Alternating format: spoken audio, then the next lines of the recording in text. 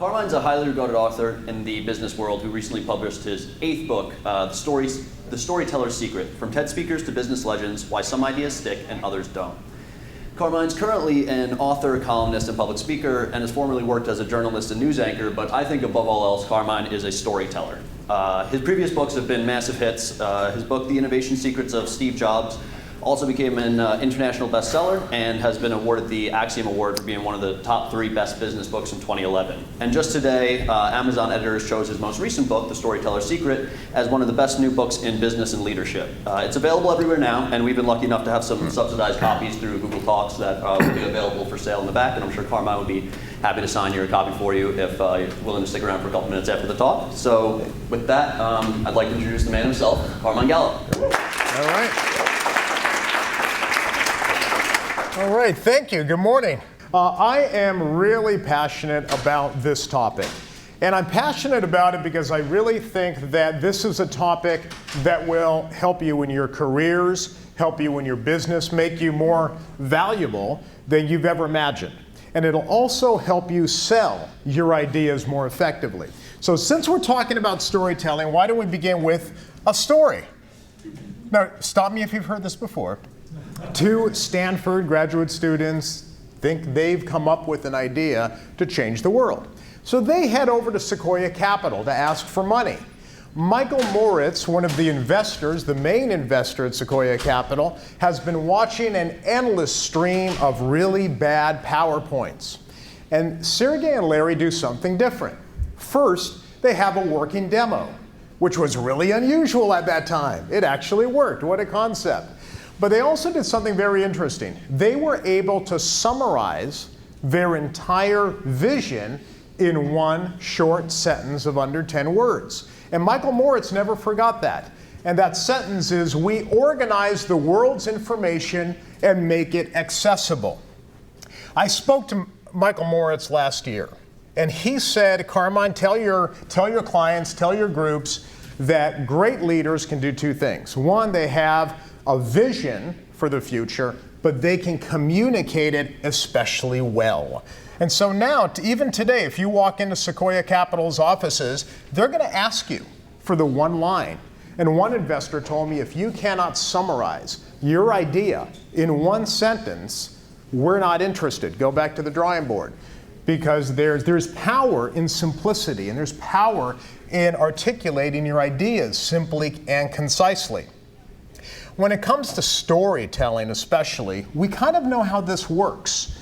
Kevin Spacey said story is everything. And good content making, whether that's in business, marketing, or movies, is not a crapshoot. We know how this works. There is a formula to this. We know how persuasion works. We know why you remember certain things and why you forget others. There's a formula to this. Not in the music industry, for example, 90% of music revenues come from 10% of the songs. What's amazing about this, and this is a true statistic, it's actually in a new book called The Song Machine. What's amazing about this is that the 10% are written by a handful of people. One guy in particular is Max Martin, who made it big with Britney Spears, Backstreet Boys, and today he writes songs for pretty much all the other big pop artists out there. Most of the songs that you hear, the songs that you like, the ones that are memorable, because there's a formula to it. He knows what works. He uses something called track and hook. So how many of you have had a Taylor Swift song stuck in your head over the last year? It's got 3 words. What would it be? What is it? What are the 3-word song? What is it? Shake It Off. Shake It Off. Thank you, Max Martin, who wrote that. He knows how these things work. We know how this works in communication too. So in the 20th century, give me 1 or 2 of the most famous speeches of the 20th century. Name one. How did I know you were going to say that? How did I know? I Have a Dream speech. And what is the most memorable part of the I Have a Dream speech? I have a dream. That's called anaphora. That's a rhetorical device that makes something pleasing to the ear. We know how this works. What's the most famous line from John Kennedy's inaugural speech? Country can do for you. What's the rest of it? But what you can do for your country.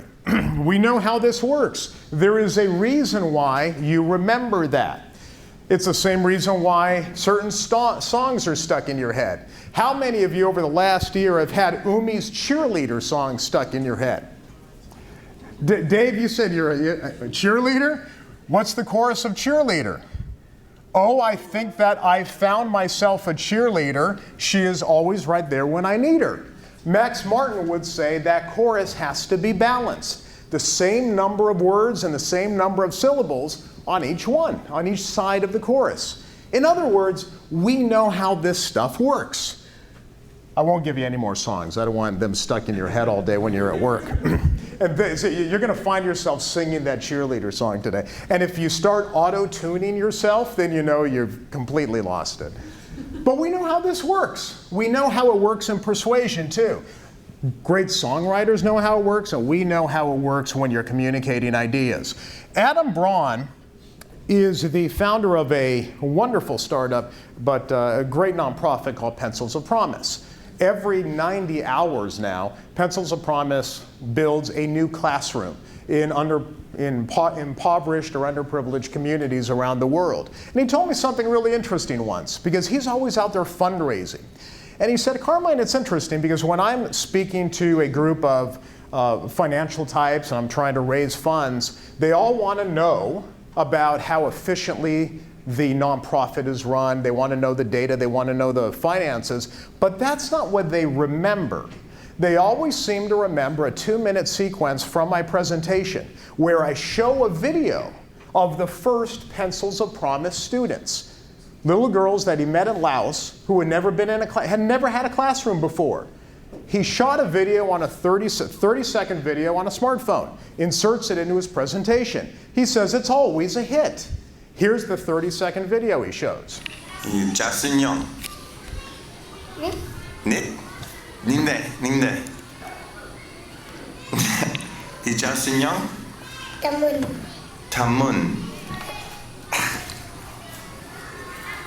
자순영? 닛. And that's it. And then he shows this slide, which is the same girls in their first Pencils of Promise school. And he said, Carmine, facts and figures and data never get me a standing ovation, but this always does. And this is what's memorable. Why? We know why this works, because we are wired for story. Ideas that catch on are wrapped in story. Stories inform, they illuminate, they inspire. And it's not just me. It is certainly in business. Most executive leaders and successful business leaders believe the same thing. That's the reason why I wrote the book. It's because they kept telling me this. Vinod Khosla, the billionaire investor, said it's not enough to have facts on your side, you have to do storytelling. Ben Horowitz, storytelling is the most underrated skill. Let's go to Shark Tank. Barbara Corcoran, storytelling is everything. Show me an MBA in your sales numbers, that's fine, but tell me a story and we'll talk. So here's the best part. Storytelling is already in our DNA. You already know how to do this. We're all storytellers. Storytelling around a campfire has been around 400,000 years. It was a major development when people began to tell stories. Firelight extended the day. Anthropologists have been studying this. When firelight extended the day, people started telling stories. It ignited their imaginations. It warned them of threats. It was a major milestone in human development. We've been doing this for centuries. We know how to do it, and people still do it today. Richard Branson gathers his team around a campfire at his home on Necker Island for the purpose of sharing stories. Storytelling, he says, can be used to drive change. In fact, about 2 weeks ago, Richard Branson wrote a blog piece where he said, if you want to be a successful entrepreneur, you need to be able to tell stories well. He said, you can have a great idea, but if you can't communicate it well, it doesn't matter. So we know how this works. Today, for the next 20 minutes or so, I want to give you 3 keys to winning hearts and minds of your audiences. And that can be almost anything, whether you're pitching a new idea, whether you're delivering a presentation, what have you. We're going to talk about the storyteller yourself, the story that you deliver, and then how you deliver that story. So let's talk about the storyteller. It's really important to see yourself as the chief storytelling officer for your brand. Great storytellers are not born, they're made. People work at it.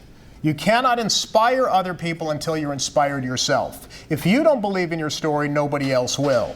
And it's important if you faced adversity, or if you faced struggle in your life, or if you've had to overcome a business challenge or a failure. It's really important to share that story because we are hardwired to find meaning in struggle.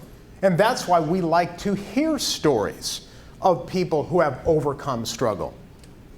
Howard Schultz, for example, at Starbucks, he often tells the story of growing up in a Brooklyn housing project, watching as his family struggled when his father was injured on the job. Some of you may have heard that story before. They had no health insurance. They found it difficult to make ends meet. Howard Schultz said, the more uninspiring your origins, the more likely you are to use your imagination and invent worlds where everything seems possible. And that's why he repeats that story constantly, and it reinforces Starbucks initiatives. For example, it explains the why. Why does Starbucks offer full-time health benefits for part-time workers? The story explains and underpins the why. Now, I live in the wine country in the Livermore Valley. So anybody who's really into wine knows that the best grapes come from very steep hillsides made of limestone soil. The grapes that are stressed are said to have more character.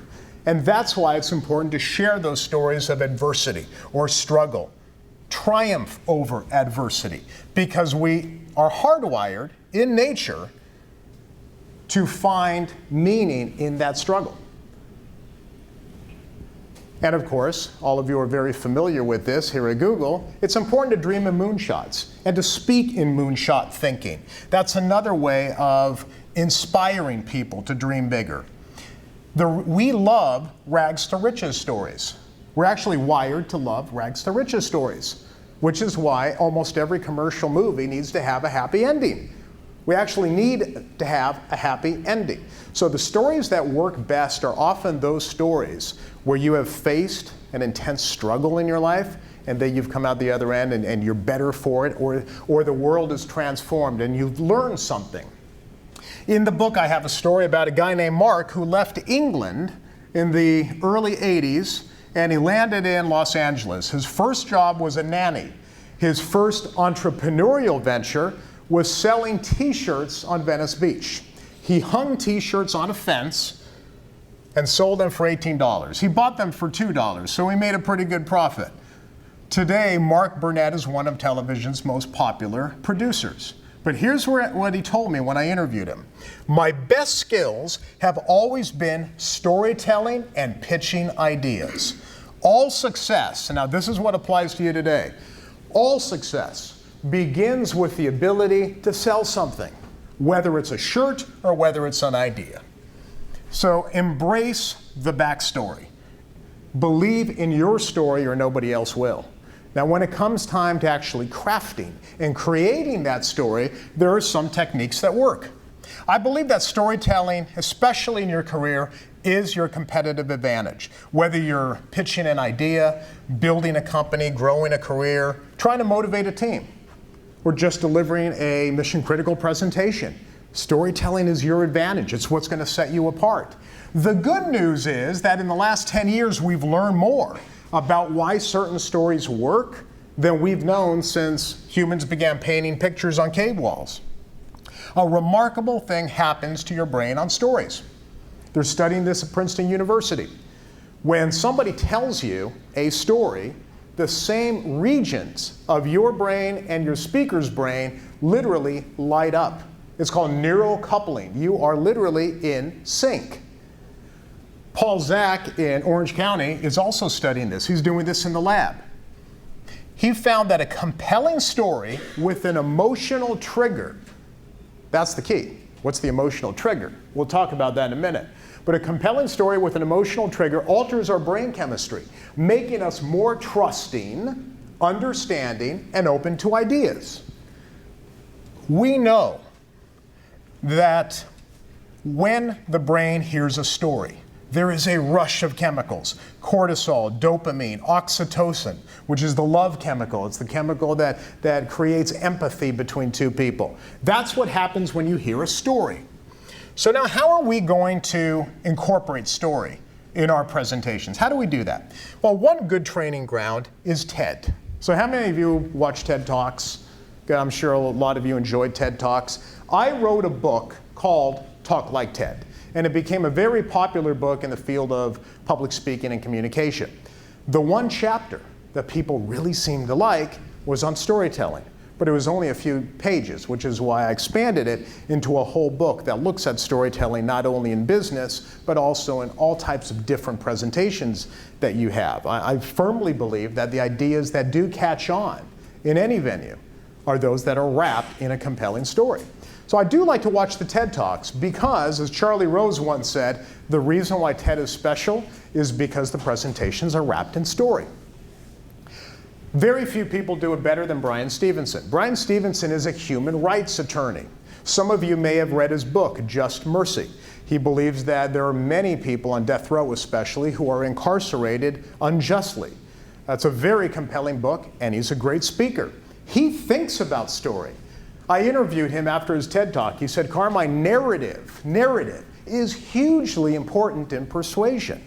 So when he's trying to get people to his side, when he's trying to win people over, he tells a lot of stories. They're very short stories that reinforce his central theme. And they're typically personal stories. You don't have to always do the personal. It could be a case study. But for him, he finds that when he connects with people personally, it makes a difference. I want to show you a video clip from a now famous TED Talk. He received the longest standing ovation of any TED speaker in TED history after this talk. Bryan Stevenson was talking about the loss of identity for many people in underprivileged communities. And he talked about his grandmother. He told a story about his grandmother who, when he was 11 years old, pulled him aside and had him make a promise to her that he would never drink alcohol in his life. He said, I was only 11 years old. What the heck? I agreed. Here's how he picked up the story. I grew up in the country in the rural South, and I have a brother a year older than me and a sister a year younger. When I was about 14 or 15, one day my brother came home and he had this six-pack of beer. I don't know where he got it. And he grabbed me and my sister, and we went out in the woods, and we were kind of just out there doing the stuff we crazily did. And he had a sip of this beer, and he gave some to my sister, and she had some, and they offered it to me. I said, no, that's okay, y'all go ahead. I'm not going to have any beer. My brother said, come on, we're doing this today. You always do what we do. I had some, your sister had some, have some beer. I said, no, I don't feel right about that. Y'all go ahead. And then my brother started staring at me. He said, what's wrong with you? Have some beer.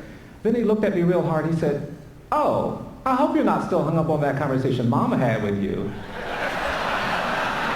I said, well, what are you talking about? He said, no, Mama tells all the grandkids that they're special. I was devastated. And I'm going to admit something to you. I'm going to tell you something I probably shouldn't. I know this might be broadcast broadly, but I'm 52 years old.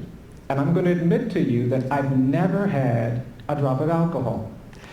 I don't say that because I think that's virtuous. I say that because there is power in identity.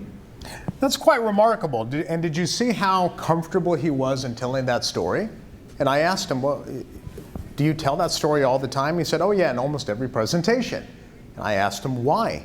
He said, because everybody has a grandmother. I have to get people to like me. It's a very good way of creating empathy. Now watch this. I created a data set here. Doesn't this look like the tables that you use in your own presentations? No, not exactly. Okay. If we use Aristotle's components of persuasion, and you take Bryan Stevenson's text of his TED Talk, 65% falls under what Aristotle would have called pathos, emotion, storytelling. 25% data to support the stories, and 10% establishing credibility for who Brian Stevenson is. I love this template. If you have a presentation, story, data, story, data, story, data. He told 3 stories and 3 data points. Beautiful, very simple. Only 25% data, whereas in most business presentations, isn't it completely the other way around? It's 99% data. Sheryl Sandberg is learning this too, over at Facebook, the COO. How many of you are familiar with the movement that she started? Lean in, right? Lean in. I argue that you never would have heard of Lean In if it had not been for a story. She gave a TED Talk on women in the workplace. That TED Talk went viral, launched a best-selling book, triggered a movement. Never would have gone viral if it had not been for a story, and she acknowledged it later. She said that she was prepared to give a presentation chock full of data and no emotion, no personal stories. A friend of hers pulled her aside and said, Sheryl, you seem a little out of sorts today. What's going on? And she complained about having to fly there with her daughter still in California and her own issues with being a working mother. And her friend was Pat, and said, you really got to start sharing those stories. That's how you connect with people. Sheryl Sandberg acknowledged that she was very uncomfortable with this. But here is how she began her now famous TED Talk. Now, at the outset, I want to be very clear that this speech comes with no judgments. I don't have the right answer. I don't even have it for myself. I left San Francisco, where I live, on Monday, and I was getting on the plane for this conference, and my daughter, who's 3, when I dropped her off at preschool, did that whole hugging the leg, crying, Mommy, don't get on the plane thing. This is hard. I feel guilty sometimes. I know no women, whether they're at home or whether they're in the workforce, that don't feel that sometimes. So I'm not saying that staying in the workforce is the right thing for everyone. My talk today is about what the messages are if you do want to stay in the workforce. And I think there are 3. 1, sit at the table. 2, make your part. She's become a real storyteller. In her book, too, if you've read Lean In, it's full of stories. But she acknowledged she wasn't going to do that originally. So look, if you want to learn how to tell a better story, there is a formula. Let's go back to a formula. Let's go to Hollywood. Hollywood knows how to tell transformative stories. All commercially successful Hollywood movies, every single one, has a 3-part storytelling structure.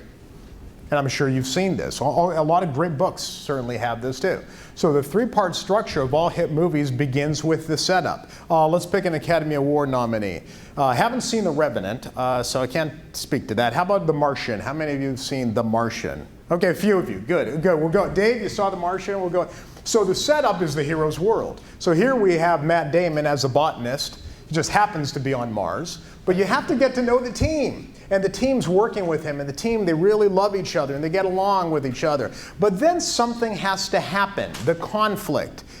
On Mars, it's the sandstorm. If you ever watch Titanic, it's Titanic hitting the iceberg. I mean, these are very clear delineations between Act 1 and Act 2. So now the hero's world literally is turned upside down. And then, of course, the resolution. How are we going to save Matt Damon? And Matt Damon actually transforms, too. He becomes a better person by the end of the movie. Great presentations follow the same structure, because this is the way people are sort of wired to think in story. So in 1984, Steve Jobs introduced Macintosh, one of the great dramatic presentations in corporate history. Follows the exact same structure. The setup, where he talks about the status quo, the world as it is. And he introduces a villain. All great presentations have to have a villain. The villain in the Steve Jobs narrative, of course, was IBM. IBM, he said, was bent on world domination. He even used the language of movies. He said there's only one force to stand in its way, and that's the resolution. The hero unveiled the first Macintosh. But we don't get to the resolution until we go through the other 3 steps. I've overlaid this structure on so many things. Presentations, also famous speeches. Malala Yousafzai, beautifully written, Nobel Peace Prize acceptance speech, follows exactly the same structure. She doesn't start with talking about the fact that she was shot in that school bus. She starts with Act 1, the setup. In my paradise home, she said. She even starts with, in my paradise home. Everything is great. We loved learning. We had a thirst for education. Then something happened, and she has a very clear distinction. But things did not remain the same. So now you know Act 2 is going to start. And now the conflict begins. I was in SWAT, which was a place of beauty, suddenly changed into a place of terrorism. 400 schools destroyed, people killed, beautiful dreams turned into nightmares, conflict. And finally, the resolution. Hero conquers villain. The terrorists tried to stop us. They attacked me and my friends, but we're still here today because neither their ideas nor their bullets can win. And now she is a voice for the 60 million young girls who are deprived of an education. This is a structure. There is a formula. So tell transformative stories. You can do this easily in your very next business pitch. You have an idea, start with Act 1, the status quo. Here's the status quo. Here's the problem. That's the villain. Here's the problem that you may not even know is around the corner. And here's the resolution. Here's how my idea is going to fix that problem. It's sort of a natural way that we like to hear stories. And finally, just in the last 5 minutes or so, let me talk to you about the 3 steps to making a presentation great.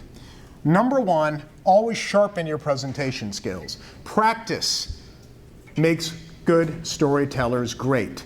Very few people practice public speaking. They don't practice even their presentations before they're actually going to launch one. Martin Luther King gave 2,500 speeches before his dream speech. That's what I mean by when you see a great communicator, whether it's a historical figure or just somebody you know here at Google, they weren't born that way. They probably worked at it. There was a very famous TED Talk, Jill Bolte Taylor. She was the woman who had a stroke and she lived to tell about it. I don't know if some of you remember that one. She told me she practiced 200 times. 200 times. So practice your presentation skills. Always try to get better. Second, illustrate your story as much as you can. People like pictures more than words, especially on slides. So you can have a few words, but also try to balance the words in the pictures. This is a balance.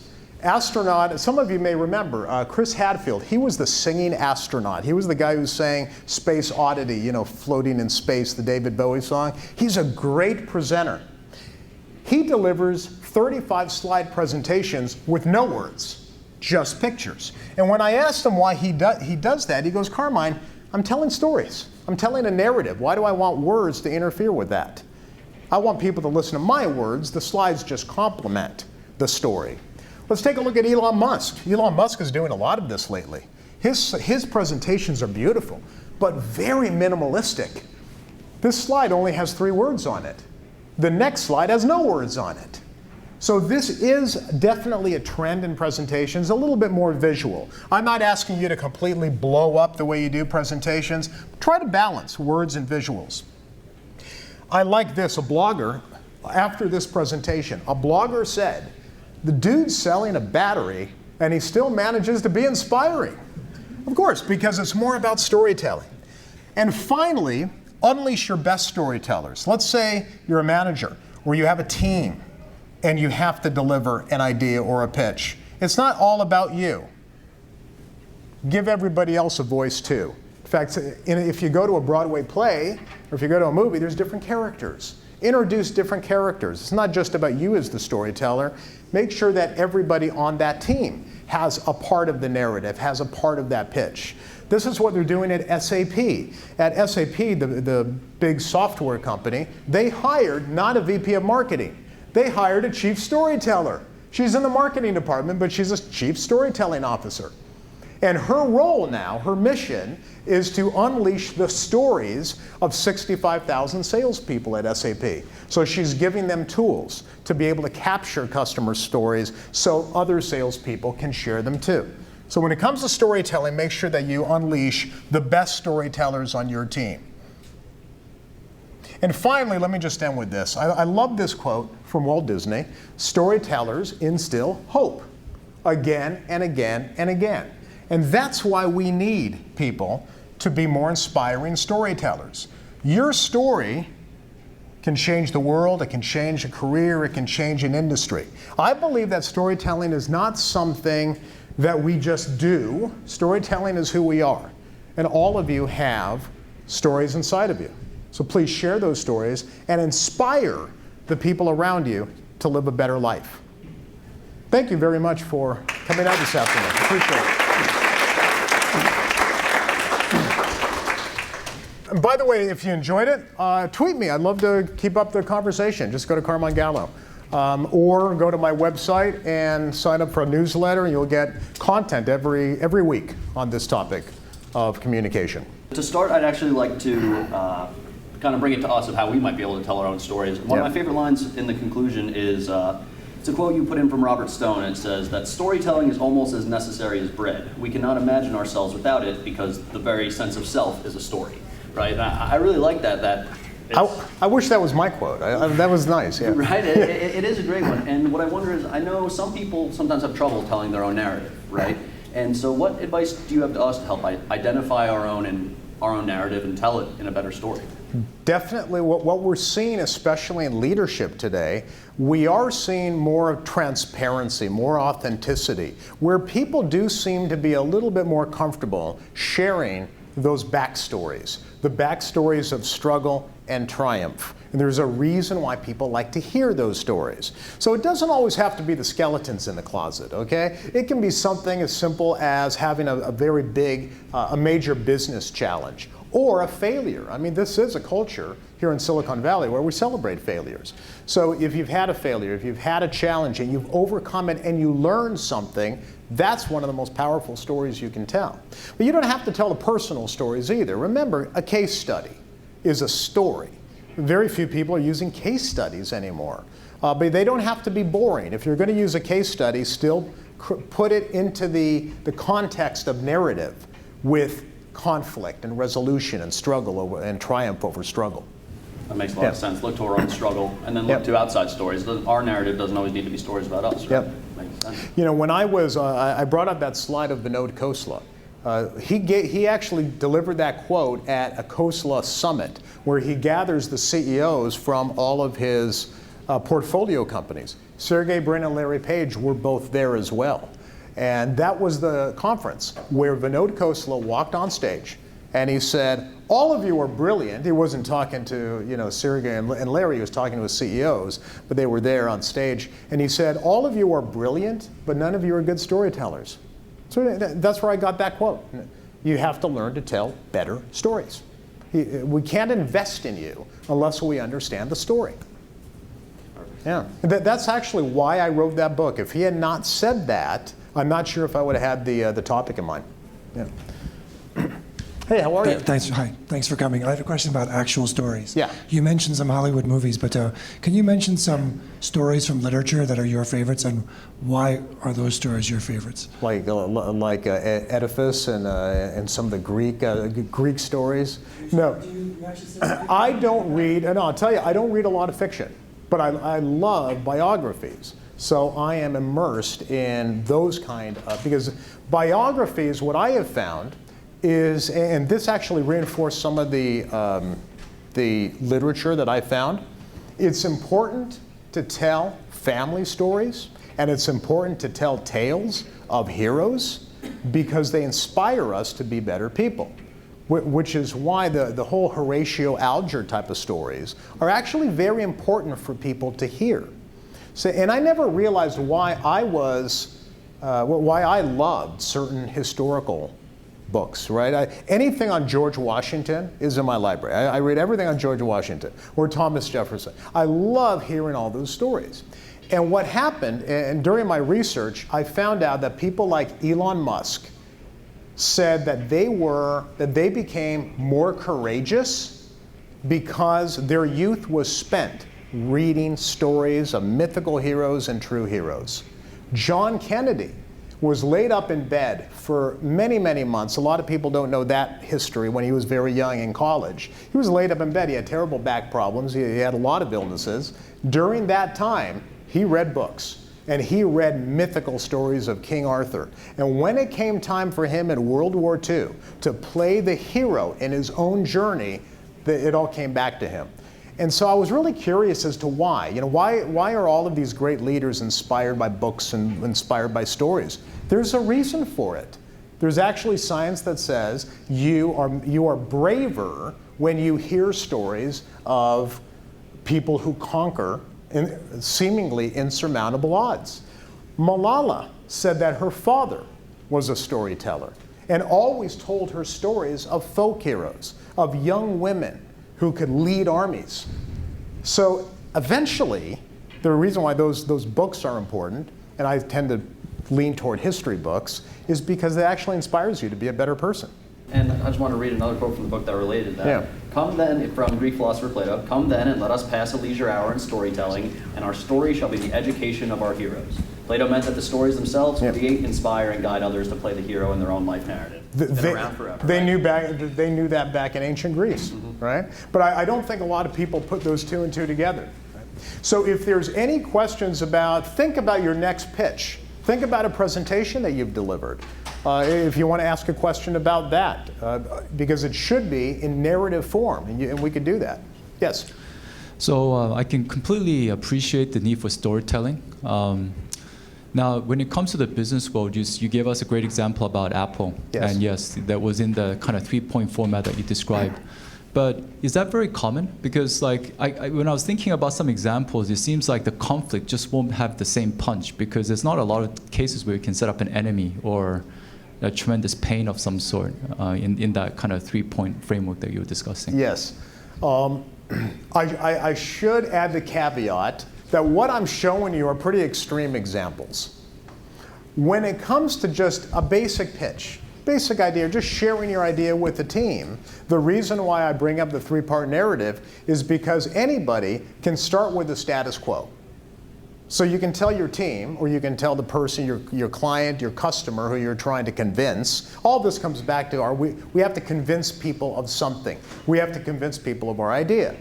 So if you can get people to start nodding in agreement and saying, yeah, okay, so that's the way things are happening now, but there's a problem here. And how are we going to resolve the problem? In a basic business presentation, the villain, there has to be a villain in order for a good story to take hold. It doesn't have to be a competitor. It doesn't have to be this big villain bent on world domination. It could be a problem. Problem, solution. You know who's doing this really well is Elon Musk. That presentation that I showed you was brilliant. And he was introducing a battery. So now we're talking about something that isn't that sexy. It's a home battery that takes sunlight, converts it to energy. But the way he structured it was in narrative form. And he started with a problem. And he showed pollution being spewed in the air by those smokestacks. And he said, and he used very simple language. He said, this is real. This is happening. It's not good. And then the next slide was the sun. Just a picture of the sun. And he said, this is also real. It works. It happens to be on every day. Why aren't we harnessing this? Let's take a look at today's batteries to see what the problems are with today's batteries. So now he's introducing a problem. Now, how are we going to take the sun and convert it to energy? How do you do that? Well, there's a problem with today's batteries, but rest assured, I have a solution. That's part 3. And here's my solution. So within that 3-part structure, you could have a lot of fun. Some screenwriters in Hollywood, and I've talked to a lot of screenwriters, which is why I have fun with this stuff, they don't like the formula. But when they veer from that formula, they got a flop on their hands. So producers now they actually go to a certain page to find the beginning of Act 2. Within the structure, though, you can have a lot of fun. You can do a lot of crazy things within the structure. But it seems as though people like a structure. It's just something that we're kind of wired to do. We kind of like a logical structure. What do most of us do when we create a PowerPoint? We just, or when we create any type of presentation, regardless of the tools you use, we just put a lot of facts and data on there. We don't even think about a structure. We just load it up. That's the biggest problem I've seen. I'll admit the neuroscience of this really fascinates me. Yeah. Think of it this way, you describe how it's all kind of this formulaic conflict resolution thing. If you think about it, most of us, we deal with conflict in our own work lives, personal lives. It stresses us out. We're frustrated, and then we go home, we turn on TV, we read a book, and we love seeing that conflict resolution play out. We kind of like immerse ourselves in other people's conflict resolution. So a buddy of mine is he comes from a neuroscience background. We were at a party recently, and we were trying to sort of theorize what about our brains enjoys that. He started talking to me about dopamine, which I understand is, we think of it often as sort of a pleasure reward thing. We're hungry, we eat something, dopamine gets released. He told me something I didn't realize, which is dopamine is also part of seeking. And so it's sort of like when the outcome isn't predictable, dopamine gets released a lot more. So I'm wondering if that's kind of what's going on with stories. Like when we don't know what the outcome is going to be, we're kind of on edge. When the resolution happens, we get like a hit of dopamine or something. Is that kind of what's going on? Yeah, well, especially, yes, that's part of it. Dopamine plays a lot of different roles.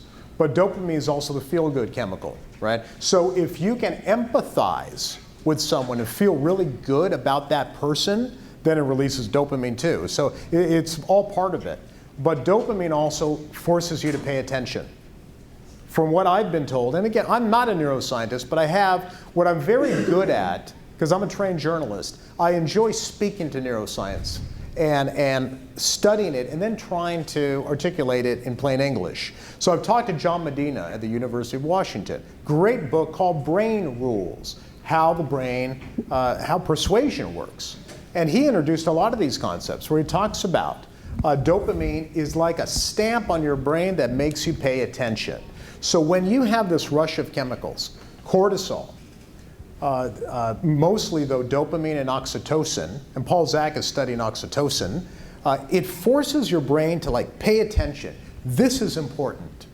There is a reason why you remember where you were during certain big events like a 9/11 or someplace like that. You remember things because there's that rush of chemicals. And so it's easier for you to remember. So how do we take that and kind of hijack the brain's processing system so that they remember our ideas?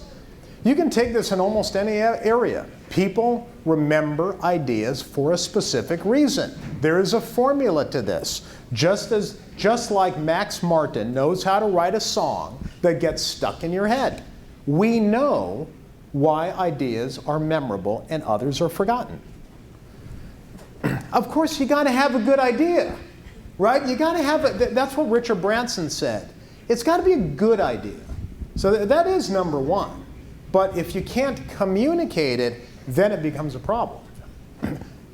Sergey and Larry had a good idea, right? I really liked when you touched upon the modes of persuasion stuff. The what? The modes of persuasion, the Aristotle, ethos, pathos, and logos stuff. I was wondering whether you could elaborate on it. You said that the goal is to do more pathos and less of the other stuff, but I was just wondering whether you could elaborate because I found it was really interesting. Well, apparently, years ago, up until like 20 or 30 years ago, most people assumed that we're rational beings. So it was more about the data and the logic. Whereas, in the last 20 years or so, they're finding, and Jonathan Haidt is doing a lot of research into this, they're finding that we think we're rational, but our emotional side of the brain is much more powerful. Which is why when you have to persuade somebody of something, you want to convince them of something, you need to have both. That's why I think Brian Stevenson, go watch his TED Talk. It's phenomenal because what he does is he's very persuasive. By the end of 15 minutes, you're ready to buy into his idea, even if you're pretty defensive about it. It's amazing. He's very persuasive. And he wins cases before the US Supreme Court. He knows how to persuade. But 65% of his public presentations are more heavy on emotion, 25% data. So you got to have a balance. And I think we're seeing that in our political campaigns too. There's some people who are really good at getting your attention and triggering emotions, right? So I think it applies in everything from political campaigns to business. Could you talk a bit more about what emotions you appeal to and how you set up a story so that it flips that switch, if you will? Apparently, in storytelling, tension is everything. Tension and conflict. There has to be some kind of conflict. Titanic has to hit an iceberg, right? So you need to have the conflict in Act 2. If there isn't a conflict, then the audience doesn't have anyone to rally around.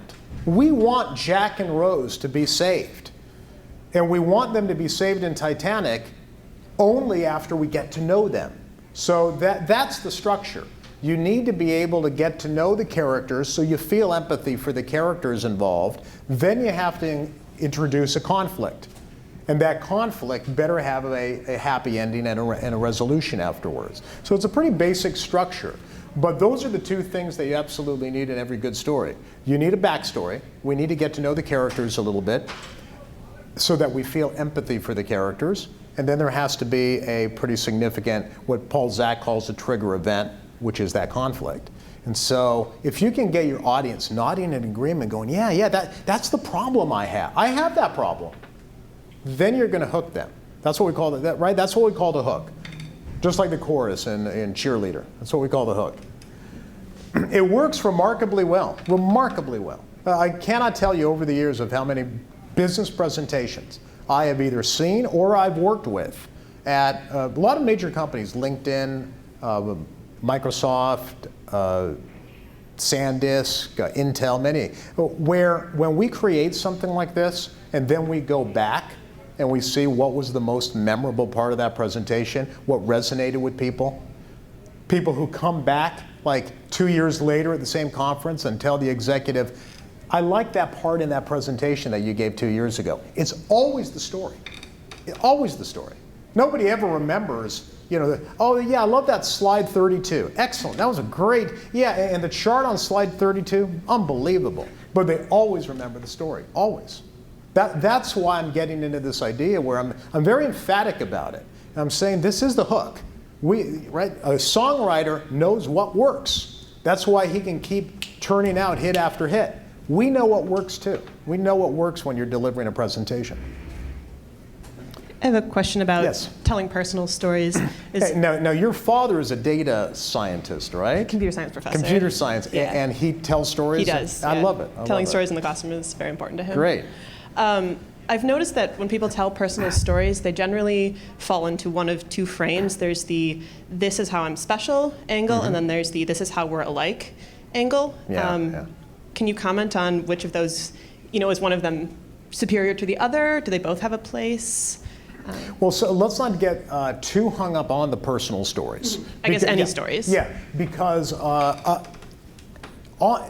for TED, the personal stories work pretty well because it is a more intimate environment. In business, I like the case studies. The real stories of real people who are helped or whose world is made better by your idea, by your service. Those are the stories that resonate in business. And very few business presentations, at least that I see, are heavy in narrative. They don't tell those stories. It's all fact without being supported by the stories. Who's really good at this now is Bill and Melinda Gates. They are fantastic storytellers now. Every time they have the new Gates newsletter, which comes out every year and talks about their philanthropy efforts, Melinda is a better storyteller than Bill. Bill's still a little factual. He's very simple, though. He does a good job, but Melinda likes going into the stories. So she uses the data, but she always starts with very personal stories. And sometimes they're personal, but they're more about other people. It's more of a personal experience she had. But let me tell you about a woman in this part of Africa who I spent a few days with her and her family. So it's kind of about Melinda, but not really. She kind of shifts it off and talks about the other person. So I think the case studies, but inserting yourself into a case study is very powerful. Do you have any advice on how to use storytelling in job interviews when you have very little time and you have to kind of sell yourself? Yes, you have to do it in job interviews. I have so many interesting stories of people who have emailed me. One young man emailed me not too long ago, just a few months ago, working at a startup in San Francisco. he had, I'm sure you're all familiar, they do the coding classes now, right? Those coding programs. Like boot camps? Yeah, the boot camps. So that was his first coding boot camp. And so he didn't have a lot of technical experience, but he was a really good communicator. He studied the science of story and how to tell better stories. So he walked into an interview and he told stories about his previous job of where they had a particular problem.